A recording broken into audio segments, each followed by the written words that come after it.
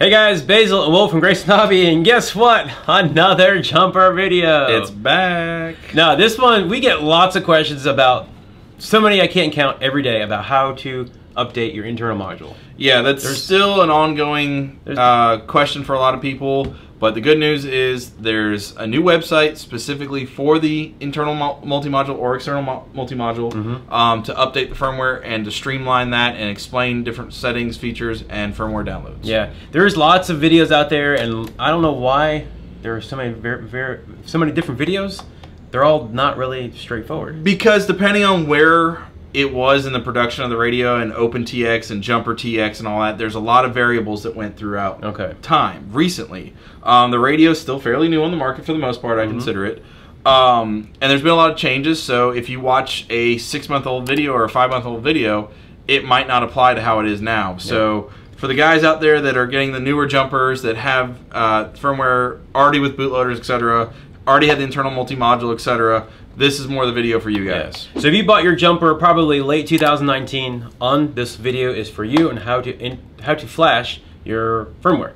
Yeah, I would say as long as you didn't get old stock from some Chinese vendor or something like that. Okay, first thing I recommend, this is my radio, is what I did for myself, I'm sure you did, is take the stock SD card and get a little higher quality one.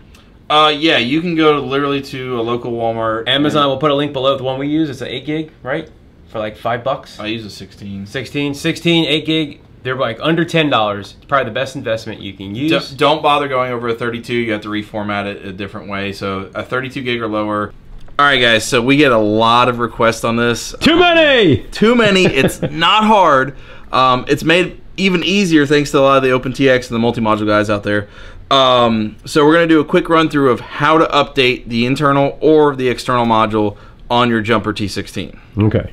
Well overdue, I guess. So this is only for guys with bootloader. If you don't have bootloader, go online and look it up. Or buy a module with bootloader. We already did that. We already covered that one. But basically, for the anybody that's currently buying one, updating the firmware, etc., as you update OpenTX, it might tell you you need to update the firmware of your multi-module. If that's the case and you have a newer radio, the internal module is already on it, bootloader, etc., which you can do this process. If you don't have bootloader, it's just going to fail, not going to hurt the radio or anything like that. It just won't actually update. So you're not out anything. It'll still work without updating the bootloader or without the firmware update, but it won't put the new firmware on it. All right, so let's get to it. So this is... All right. The radio. So first things first, well, let's show you guys, just so you know what we're talking about. When you go into the model setup, you'll see module status is the version. This is 1.2.1.85. I put old firmware on it just to show you guys. Some of you guys, depending on what firmware you have on it, it's going to actually tell you, recommends update. It'll be flashing right there when you go to set it up. So in order to update your firmware, this is how you do it, okay? First thing we're going to do, turn off the radio. We're going to hold T4 and T1 inwards. Sliders, or trim tabs. Turn it on, and we're going to be in this menu here, okay? Don't do anything from there. The only reason we put that in is so we can get to the SD card. So we're going to go to www.multi-module.org, which is a new website that they've developed specifically for this. Now we need to, if you want to know about it, there's all that information here. But what we're going to do is firmware download. Now that we're in the firmware download page, we're going to select what we have. We have a Jumper T16 Pro internal module. Now we're going to go over the filters, and the only thing we need, that's already done, The channel orders we need to select. The default channel mapping is AETR, so that's the first one. We're going to click that one, and then you don't need to change any of that. That's the newest firmware. If you want to do older firmware or whatever, say there's an issue with the newest one, but we're going to do the newest firmware. And then right here, and before we click this, remember how we had the radio in bootloader mode here? We're going to plug it in. So our radio is plugged in. So where I'm going to go, File Firmware, I'm going to Save Link As, and then left click, and then we're going to find the removable disk. It's going to come up as removable disk, not the T16 one, but the removable disk.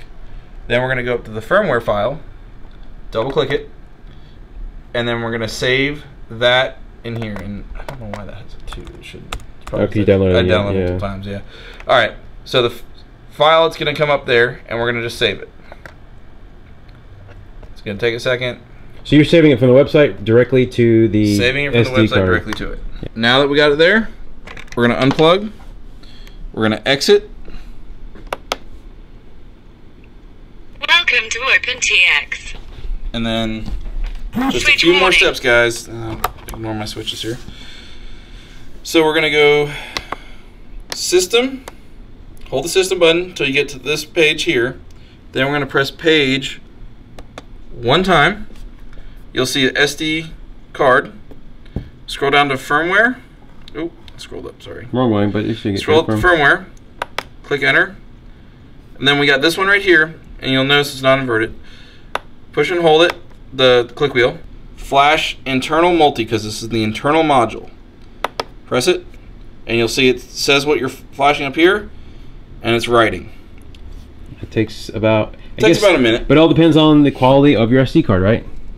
Or no? The SD card could change. This is, I believe, a stock SD card, actually, I'm using right now.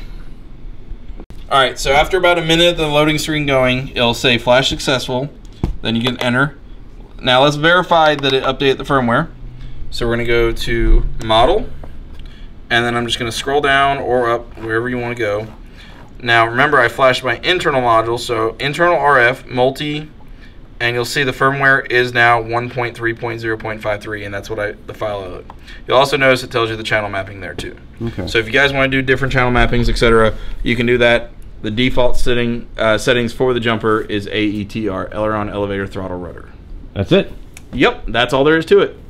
It's not that hard, guys. Just take your time, go slow, and don't get frustrated. So what happens if I do the wrong one or I don't know what the hell I have? Okay, so one nice thing about the newer firmware is it does have a little bit of a safety in there.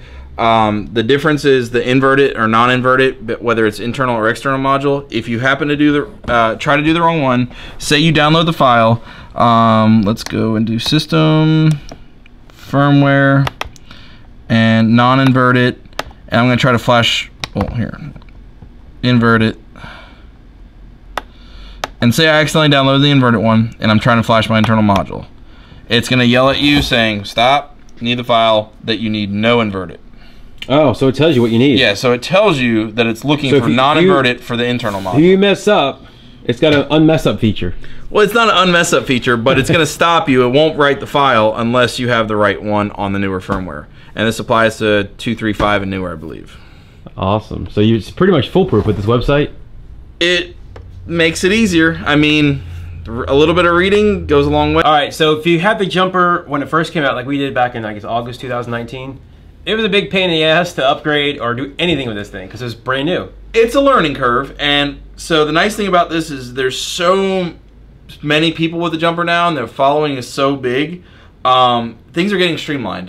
Now multi-module.org specifically for the multi-module system that the jumper is based around. It's a lot easier to update the firmware now. That's a straightforward, easy to use interface as far as how to download the firmware, and also the information's right there about the different modes and RF modules it can do. Yeah, that GUI is awesome. That was not there when we first started this. No, it was go to GitHub, download this file from a list of 40,000 different files. And nothing was clearly listed, so if you guys are jumping on board, now is a good time because everything's pretty easy to do. Yeah, it's only going to get easier as time progresses. As time goes on, we can always see it getting even easier. So yeah. Anything else? So all right, we're out of ideas. You guys put it in the comments below, and maybe next time we could do some kind of a quick little update for this. So put in the comments what you want us to answer, and we're out.